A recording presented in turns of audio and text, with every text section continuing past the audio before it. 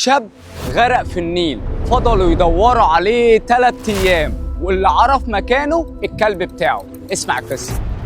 عودة لقصص كابتن مصطفى كساب، بس المرة دي كان معاه بطل تاني اسمه الشهرة الدولار. يجي البلاغ إن شاب غرق في النيل وكان معاه الكلب بتاعه بره، وعلى طول الإنقاذ النهري يقوم بدوره. 3 أيام بحث في مكان الحادث وعلى بعد الكيلوات، بس للأسف نيجاتيف. كتر خيرهم برضو، الناس عملت اللي عليها. ويتطوع كابتن مصطفى كساب والدولار انهم يكملوا المسيره. ولما راحوا مكان الحادث شافوا الكلب بتاعه وكانوا رابطينه. الكلب حرفيا كان بيبكي. هسمعك صوته. يا رب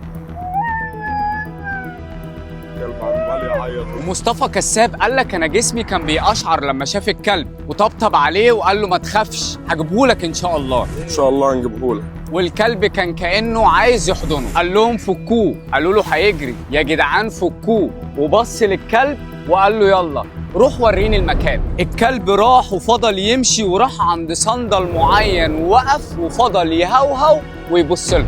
شهود عيان بتقول ان الكلب قبلها فضل 48 ساعة في المية بيدور على صاحبه. بيفكرني بهاتشيكو الياباني، حد عارفه؟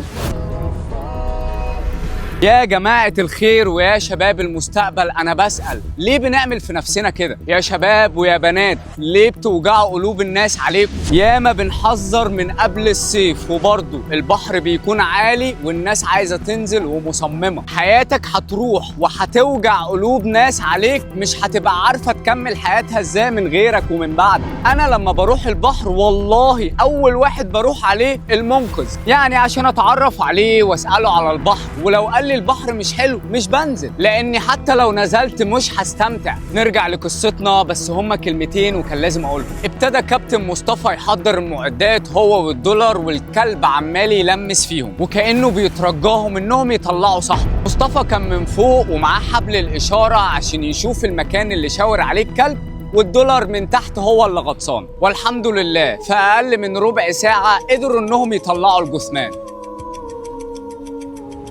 وقدروا انهم يفرحوا اهله على الاقل انهم يقدروا يدفنوه. كابتن مصطفى كساب انا مش عارف اقول لك ايه، بس انت يا ابني اجرك على الله. وطبعا كابتن الدولار بشكرك من كل قلبي. وطبعا شكر خاص لفريق الانقاذ النهري والقوات البحريه اللي دايما محطوطه في اصعب المواقف. السؤال بقى هنا ليك يا صديقي، لو انت مكان الغواصين دول هتقدر تنزل وتغطس وتجيب الناس المفقودين دول، ولا هتعمل ايه؟ اكتبوا لي في التعليقات.